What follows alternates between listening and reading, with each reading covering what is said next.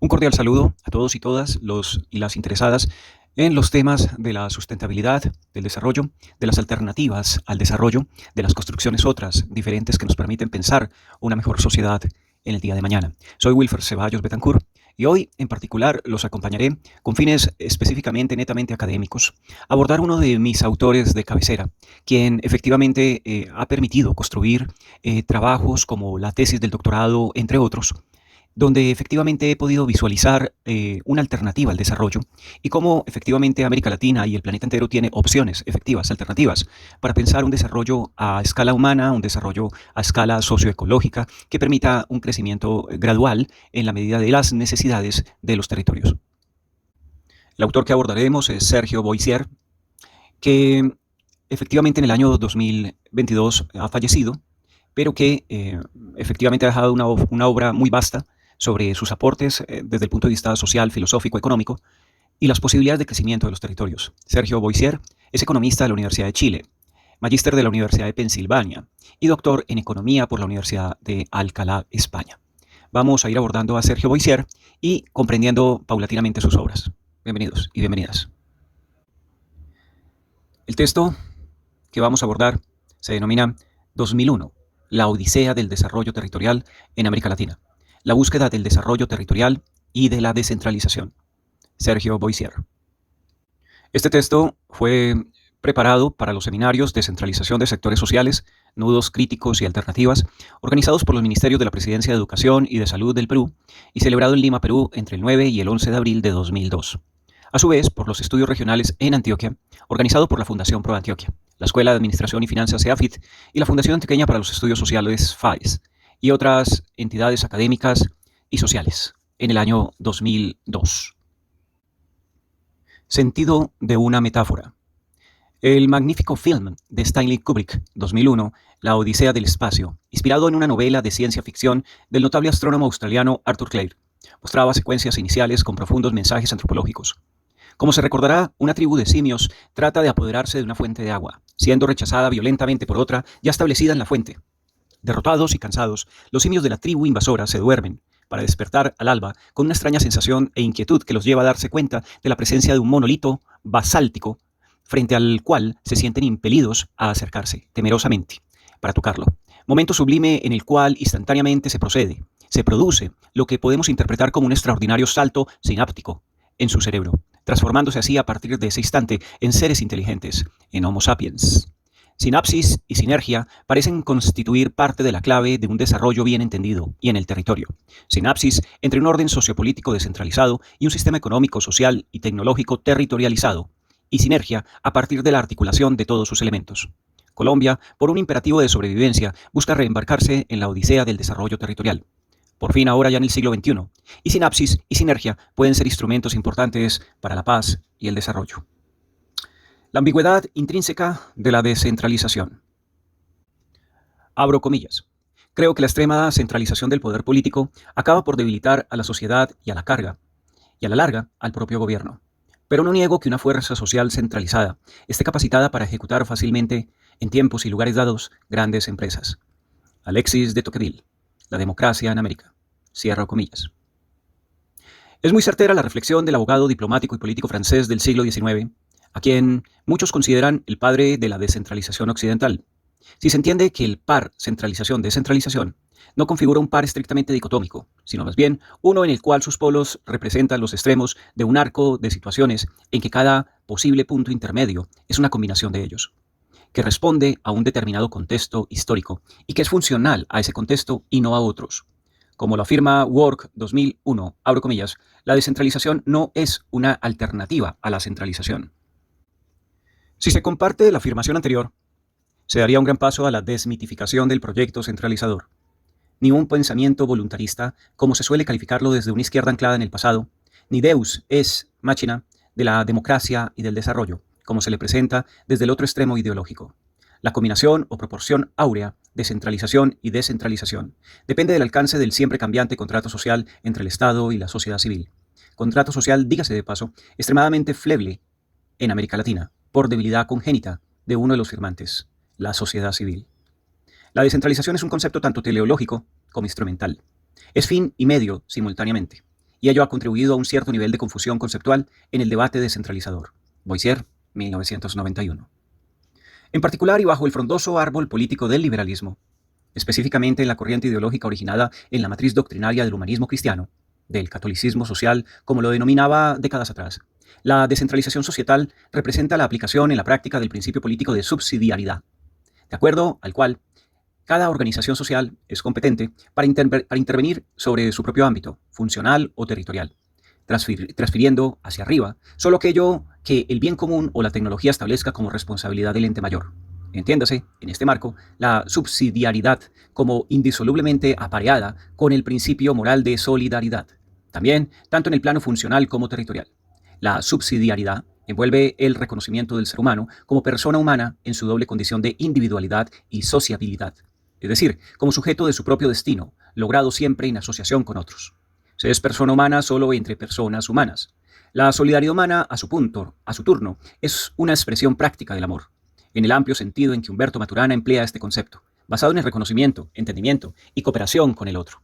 El entender la descentralización, tanto como una cuestión instrumental así como finalista, permite explicar su carácter a veces inasible, su conversión en bandera de gobierno que privilegia su dimensión instrumental, como de oposición, privilegiando su dimensión finalista, rara vez aceptada en su dualidad, medio y fin al mismo tiempo. En verdad, la descentralización, por lo menos entre nosotros en América Latina, se presenta con un concepto de elevada ambigüedad cotidiana, ya que es frecuente que se hable indistintamente de descentralización o de desconcentración. Incluso a veces se confunde la mera deslocalización, el cambio de ubicación geográfica de un ente, con la descentralización. Se confunde deslocalización con la descentralización, tal como se podía apreciar en Chile en relación al traslado del Congreso Nacional desde Santiago a Valparaíso. Debe ser claro que aún cuando los procesos de desconcentración y descentralización se encuentran frecuentemente en un mismo continuo, el primero de ellos alude a una cesión de capacidad de decisión desde un nivel jerárquico dado a otro inferior del mismo organismo, tratándose en consecuencia de una cuestión interna que no requiere sino la voluntad del nivel jerárquico superior. El segundo, la descentralización, supone la creación de un ente distinto de aquel del cual se va a transferir capacidad decisoria, y ello a su vez supone la concesión de personalidad jurídica propia, de recursos y de normas propias de funcionamiento. Puede agregarse todavía, ya en el terreno propio de procesos de descentralización, que estos pueden dar origen a tres modalidades puras de descentralización. La primera funcional, la segunda territorial y la tercera política. La primera, funcional, cuando se crea un ente con personalidad jurídica, normas y presupuesto propio, estando su accionar limitado a una función activa o sector, una actividad o un sector, por ejemplo, una empresa pública generadora de energía eléctrica. 2. Territorial, cuando se crea un ente con las características señaladas de alcance multisectorial, pero cuya actuación se restringe a un espacio político administrativo definido, como por ejemplo el gobierno regional.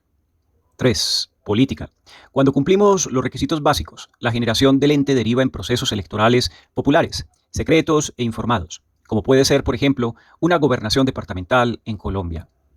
De mayor interés en esta ocasión resulta referirse a las modalidades mixtas que se pueden concebir al combinar por pares las tres anteriores, y entre ellas la combinación de una descentralización simultáneamente territorial y política, un gobierno regional electo. Es la de máximo interés, siendo al mismo tiempo una sentida aspiración de los países del régimen político unitario. Por cierto, clasificaciones como la anterior son casi tantas como autores. Otra cuestión, a mi juicio, de la mayor importancia conceptual es la siguiente. En gran parte del debate cotidiano, la descentralización es entendida fundamentalmente como una reforma de la administración pública, lo que en verdad en la práctica vendrá a ser simplemente una desconcentración, incluso territorial, del aparato tecnoburocrático del gobierno. En otros casos, la discusión sube de nivel y se interpreta la descentralización como una reforma del Estado, envolviendo en este caso un cambio estructural en la articulación del Estado con la sociedad civil y en la distribución espacial del poder, como lo fue en su momento la puesta en la práctica de la Ley Orgánica de Gobierno y Administración Regional de Chile. Pocas veces el debate alcanza el verdadero nivel en el que hay que plantear esta cuestión, es decir, como un cambio estructural societal, que como tal involucra a todo el tejido político-social de una nación, un nuevo contrato social. De nuevo, Work dice, abro comillas, la descentralización es mucho más que una reforma del sector público, de la administración o del funcionalismo. Envuelve al papel y a las relaciones de todos los actores societales, sean gobernantes del sector privado o de la sociedad civil. Cierro comillas. En los dos casos últimos es clara la naturaleza política de la descentralización, ya que se trata de una modificación en el patrón de distribución del poder, el recurso colectivo por antonomasia. Por ello, tiene razón el constitucionalista venezolano Alan Brewer Carias, 1998, al sostener con energía el carácter político del proceso, saliendo al paso de quienes por distintas razones ven solo la dimensión administrativa. Parte de este problema se explica porque en algunos casos son las propias leyes fundamentales las que en su articulado hablan de regímenes unitarios con descentralización administrativa, que la ley regulará, como sucede precisamente en la Constitución de Chile y en la de Venezuela. Inescapable resulta también una breve referencia a la relación entre descentralización y democracia, relación preñada de ambigüedad. En 1989, la ahora extinta Comisión Presidencial para la Reforma de Estado, COPRE, de Venezuela, publicaba un libro titulado precisamente La descentralización, una oportunidad para la democracia. COPRE 1989. Al tiempo que en las postrimerías del régimen militar en Chile, en ese mismo año afirmábamos precisamente lo inverso al sostener en un artículo de prensa publicado en el diario El Sur, Concepción de Chile 1989, que la democracia era una oportunidad para la descentralización. Ambos títulos son igualmente verdaderos.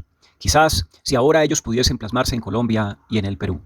Es casi evidente que una democracia madura supone una amplia distribución social del poder político, o sea, supone una descentralización. Pero es un error común asignar causalidades unidireccionales, como si un proceso necesariamente generase linealmente el otro, desconociéndose el carácter recursivo de ambos. Desde luego, en términos territoriales, la transferencia de poder a regiones, por ejemplo, puede resultar completamente antidemocrática si en tales regiones no existe un receptor socialmente adecuado, en cuyo caso el poder transferido se reforzaría estructuras oligárquicas y clientelistas. De nuevo, una relación entre descentralización y democracia debe ser puesta en su contexto histórico, porque en no pocos casos la descentralización ha sido un requisito para precisamente dar paso posterior a una democracia descentralizada. Si la centralización previa tuvo por propósito consolidar la construcción de un Estado-nación, ¿cómo podría ser el caso de Francia en Europa y de Chile en América Latina? Como lo afirmaba desde la presidencia de Francia, François Mitterrand, abro comillas, Francia ha tenido la necesidad de un poder fuerte y centralizado para hacerse. Ella necesita hoy en día un poder descentralizado para no deshacerse. Cierro comillas.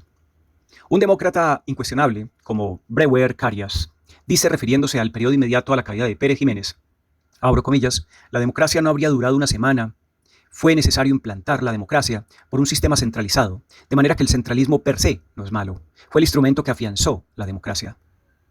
Lo único claro en esta materia es que la descentralización bien entendida es incompatible con regímenes autoritarios, sean de izquierda o de derecha.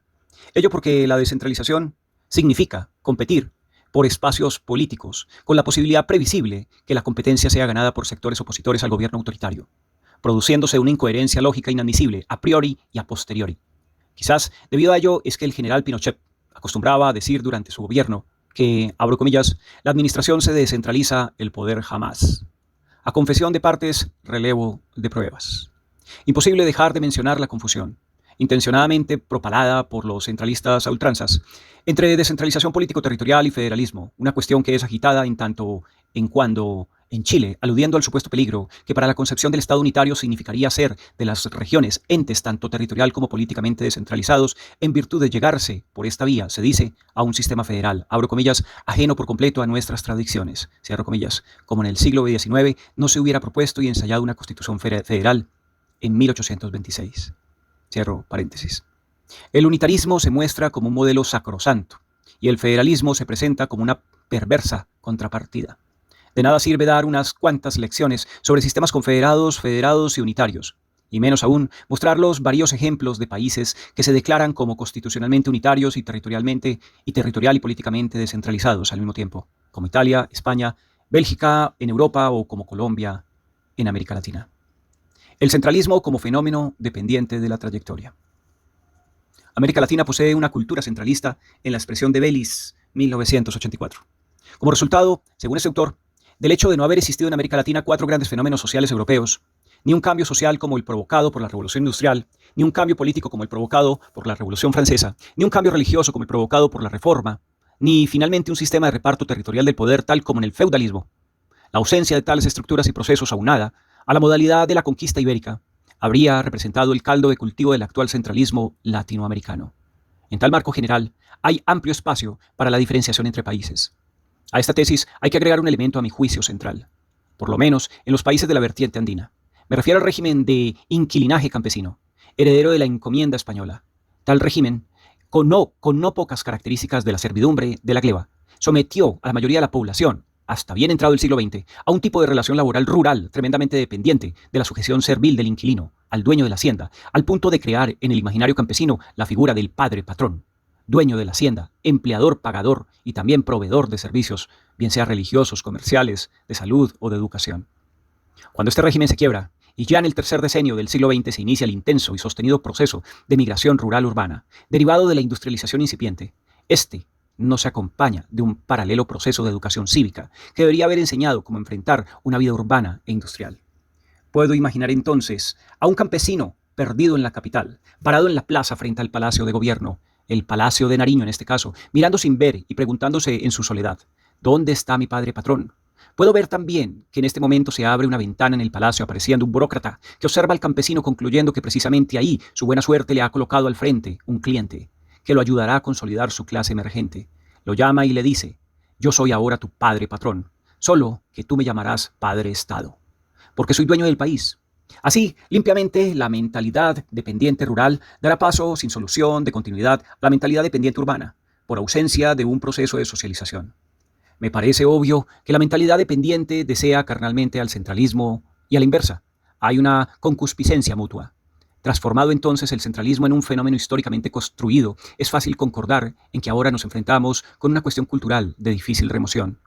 Tal vez por ello el expresidente en Chile, Eduardo Frei, citaba en su libro Ideas para el Diálogo Democrático precisamente a este autor, abro comillas, el destino del proyecto descentralizador en América Latina está condicionado al reconocimiento del carácter cultural de la centralización y, por tanto, al carácter cultural de la contrapartida, la descentralización.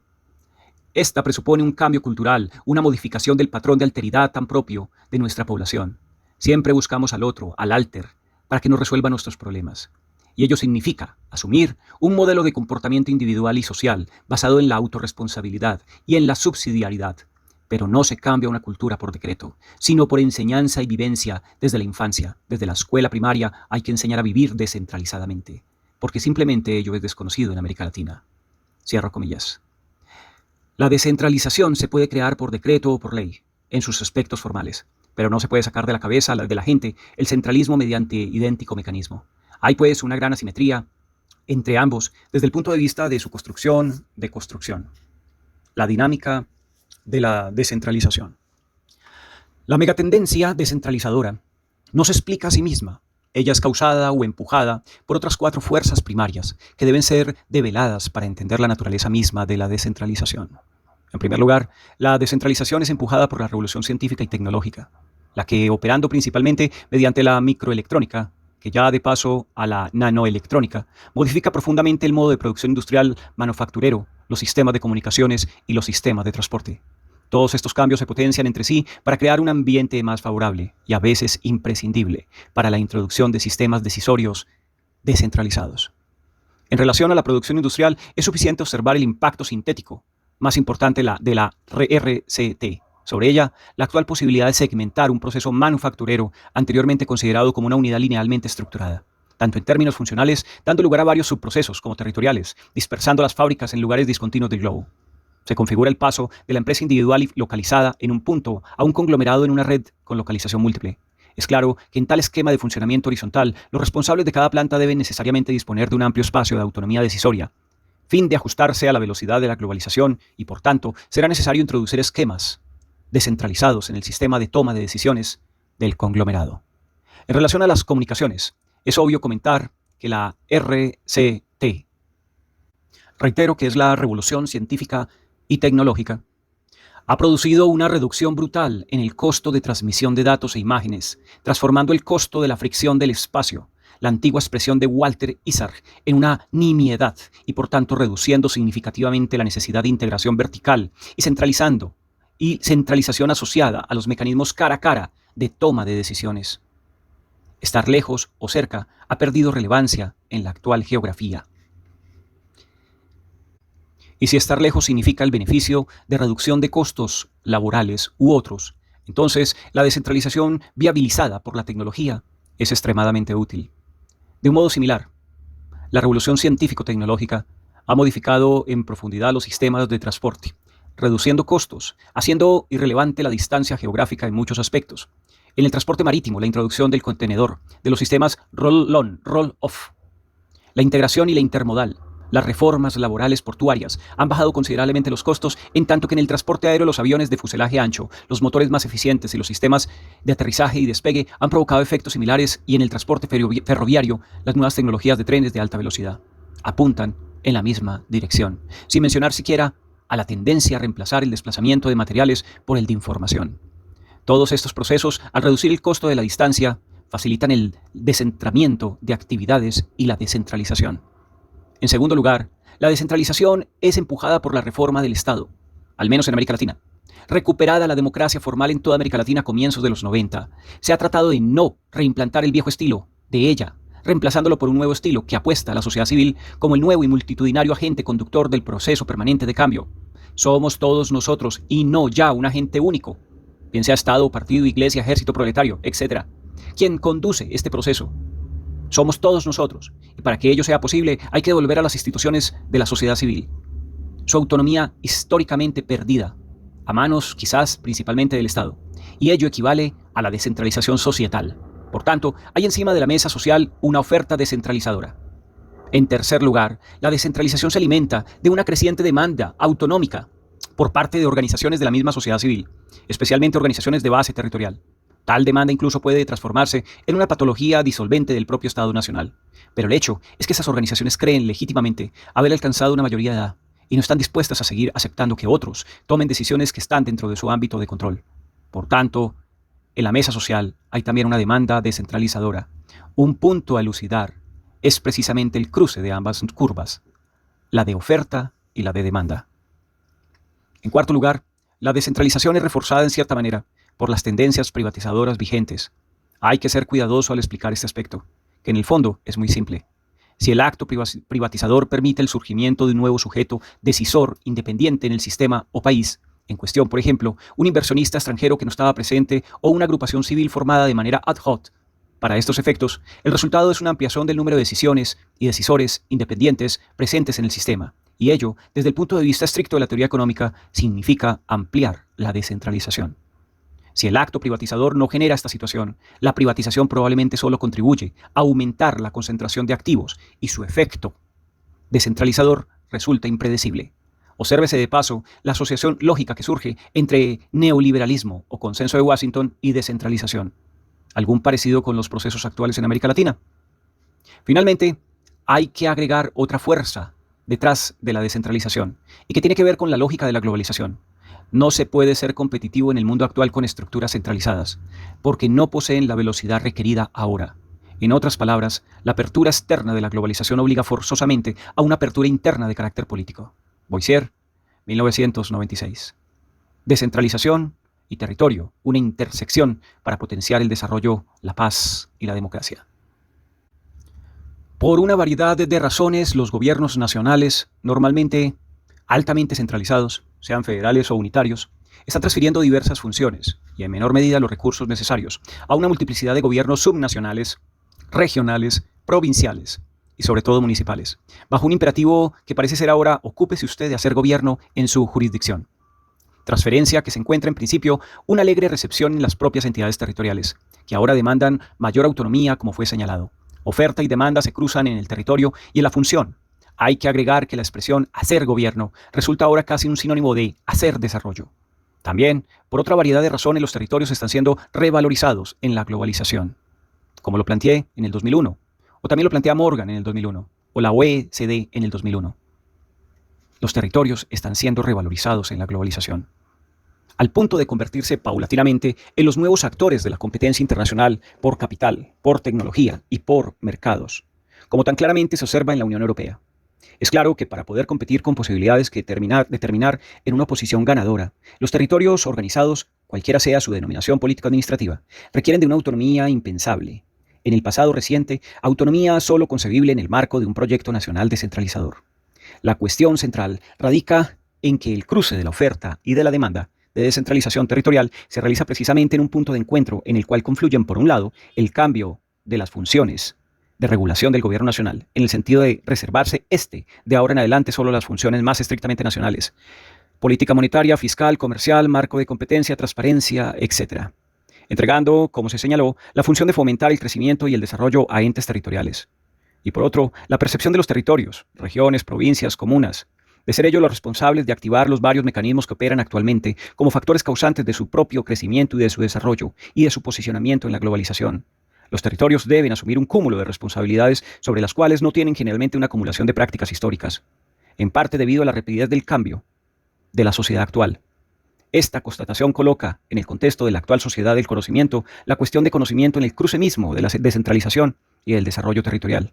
Surge así entonces una tesis de enormes repercusiones: la gestión territorial conducente a provocar un mejoramiento en la calidad de vida de la gente, a una disminución de las diferencias en esa misma calidad de vida entre grupos poblacionales localizados en distintas partes del país, a intentar colocar al territorio en cuestión de una posición ganadora. Todo lo cual presupone una descentralización efectiva. Exige realmente crear un marco cognitivo nuevo, ya que el conocimiento que sobre estas cuestiones pudiese haber creado en el pasado no sirve ni en el presente, ni menos a futuro, por obsolescencia. Sostengo que este nuevo marco cognitivo, indispensable para respaldar una acción con probabilidad de éxito, incluye dos formas cognitivas. Un conocimiento estructural, capaz de enseñarnos que todo territorio organizado es simultáneamente un sistema, que es un sistema considerablemente abierto y que es un sistema complejo en el sentido del paradigma de la complejidad. Y un conocimiento funcional, que nos permite descubrir y entender la causalidad y la dinámica contemporánea de los dos procesos de cambio social más importantes para todo territorio: el crecimiento económico y el desarrollo societal. Ello lleva a investigar cómo se articula un territorio con los procesos globales que están en marcha en el mundo, el nuevo entorno, y a descubrir las causalidades contemporáneas del crecimiento y del desarrollo, el nuevo interno. La gráfica 1, que enseguida leeremos, ilustra esta primera apuesta. Hay que observar la magnitud de la tarea propuesta, ya que no se trata solo de declarar. Por ejemplo, en un documento que sea una propuesta de desarrollo de un territorio, que efectivamente se tiene entre manos una cuestión sistémica abierta y compleja. Se trata de comprender el significado de estos conceptos, que estos conceptos tienen para la acción en el departamento de Antioquia o en Colombia, en concreto. Y ello supone un verdadero reentrenamiento mental y un cambio paradigmático, imbricado en el propio sistema educacional. Si se razona ahora en relación a la segunda columna de la gráfica 1, es decir, en relación al conocimiento funcional, es preciso comenzar por conocer la estructura del nuevo entorno configurado, como se dijo, por una serie de procesos mundiales vinculados a la globalización. Este nuevo entorno, para cualquier región, se construye necesariamente a partir de la configuración de tres nuevos escenarios: el contextual, relacionado con los procesos de apertura comercial externa y apertura política interna; el estratégico, vinculado al surgimiento de una nueva geografía altamente virtual y a las nuevas modalidades de gestión territorial; y el político, modernización del Estado y reinvención de los gobiernos territoriales. De igual forma, la gráfica 2 muestra estos conceptos. El nuevo interno busca responder, como se indicó, a preguntas que cuestionan acerca de cuáles son los factores que en la contemporaneidad determinan los procesos de crecimiento económico y de desarrollo en un territorio.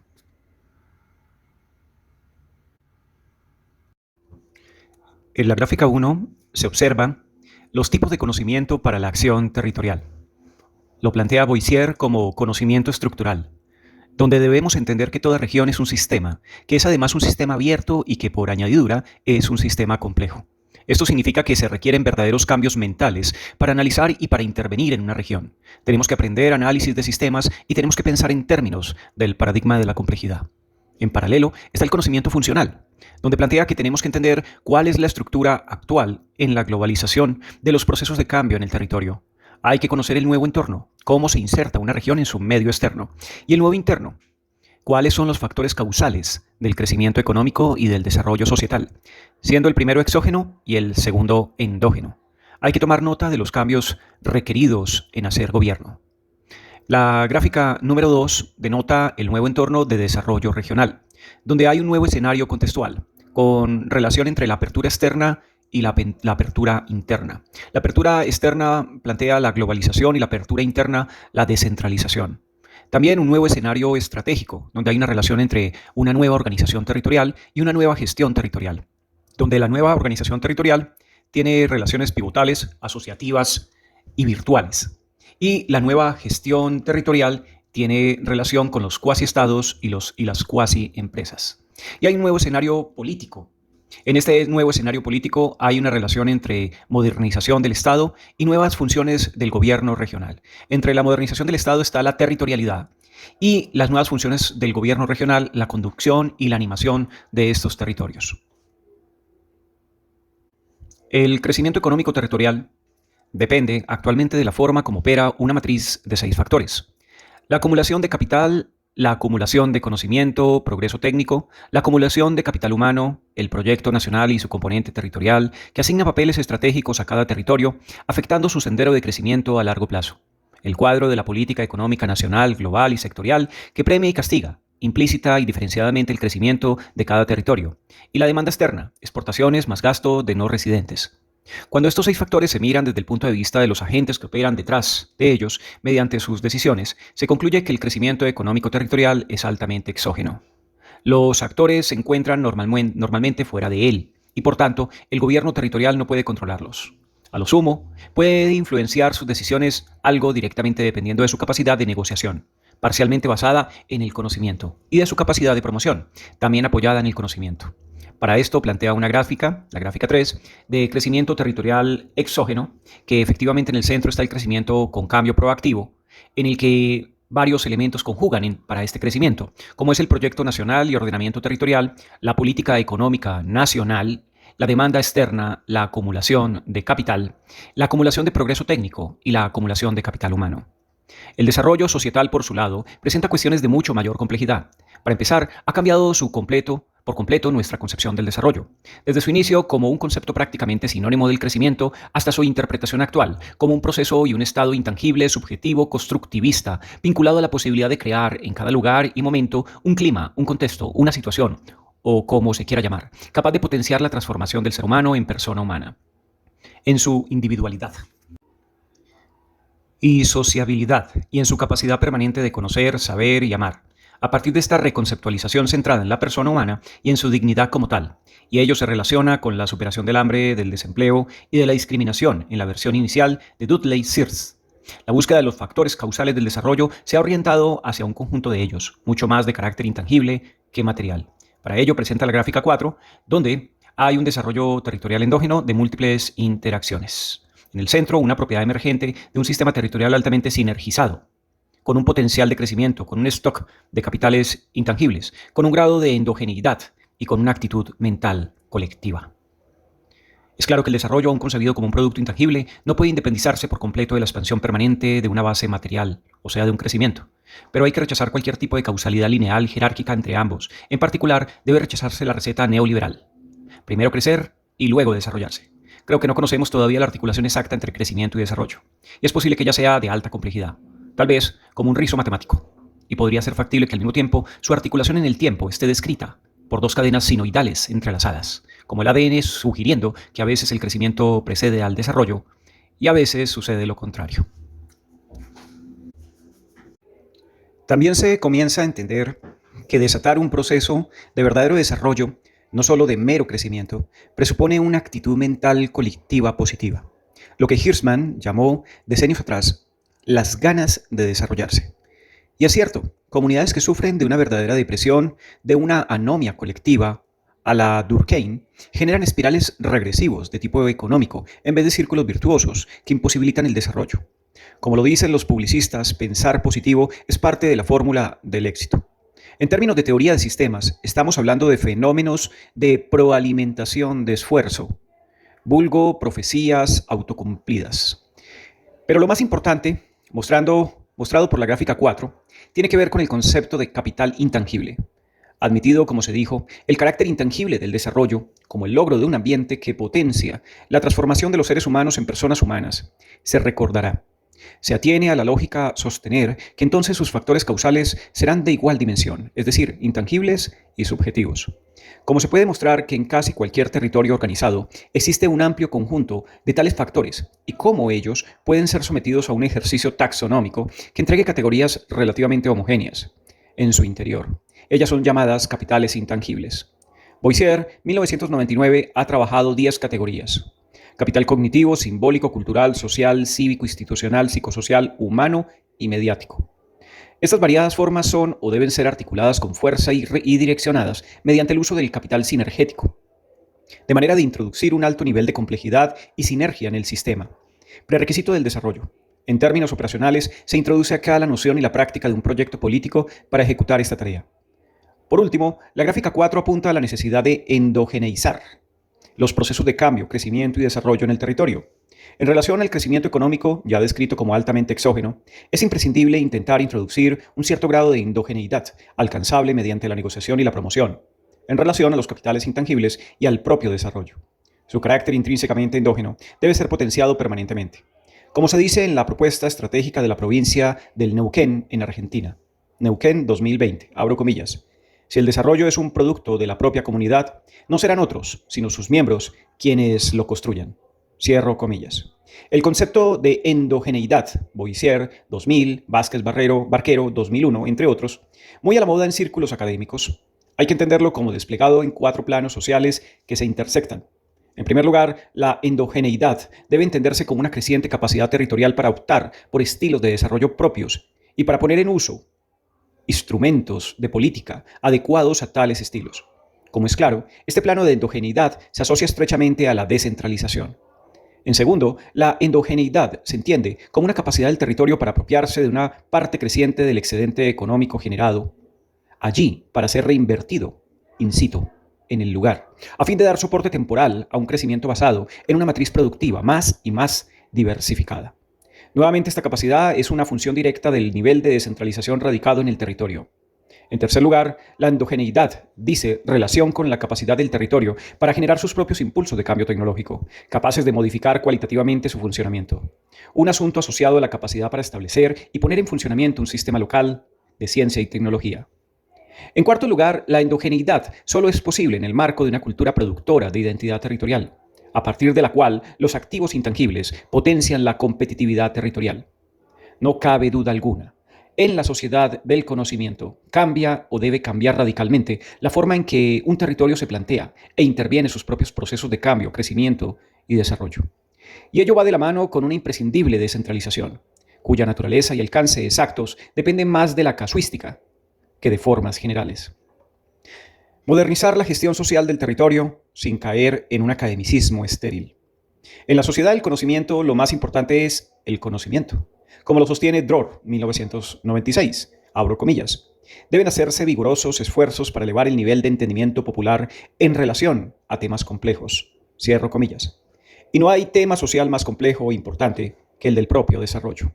También Stiglitz, año 2000, señala, abro comillas, el éxito de una economía basada en el conocimiento también requerirá de una ciudadanía altamente educada con fuertes habilidades cognitivas y de una efectiva red descentralizada de comunicaciones. Cierro comillas. Ambos autores se refieren, en definitiva, a los necesarios cambios en los modelos mentales con los que trabajan los denominados operadores del desarrollo, desde los agentes sociales de base hasta las más altas autoridades políticas, y ello apunta a un saber actualizado. Pero no se trata de transformar a los agentes de desarrollo en académicos, poseedores de un conocimiento acabado y altamente abstracto, aunque la teoría bien entendida solo puede favorecer la eficiencia de la acción. Tampoco se trata de caer nuevamente, como sucedió notablemente en los años 60, en la ilusión del racionalismo iluminista a ultranza, porque hacer gobierno, y de eso se trata, no depende solo de un adecuado conocimiento, sino de su adecuada combinación con el arte de la política.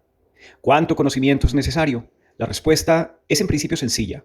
Se requiere solo del conocimiento pertinente, es decir, de una cantidad de conocimiento capaz, como ya fue indicado, de permitir el surgimiento del pensamiento complejo y contemporáneo, en el análisis y en la acción en materia de cambio territorial.